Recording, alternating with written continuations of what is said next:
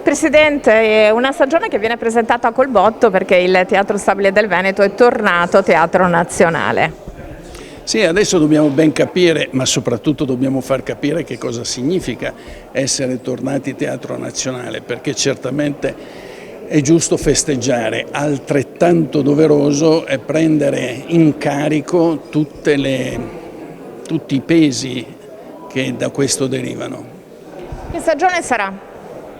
Ma io spero divertente, la vedo insieme con voi perché per la parte artistica abbiamo un grande direttore come Giorgio Ferrara, quindi sarà lui a rispondere di questo. Io spero che sia divertente e spero che come dice il nostro claim di campagna, colpisca il cuore.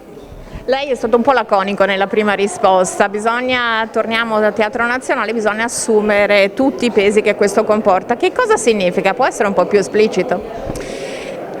Forse parlare di pesi è sbagliato, volevo dire però che fra 3 anni ci sarà qualcuno che ancora ci giudicherà e ricadere dalla Serie A alla Serie B sarebbe davvero drammatico perché probabilmente non ci si potrebbe più neanche rialzare. Quindi bisogna tenere alto il livello, ma per tenere alto il livello i soci devono essere consapevoli che occorre fare un grande sforzo. Uno sforzo economico, uno sforzo di squadra, uno sforzo mentale, culturale? Innanzitutto uno sforzo di mentalità. Giocare in Serie A vuol dire cambiare la mentalità dei soci, nostra e di tutti quelli che con noi abbiano qualcosa a che fare.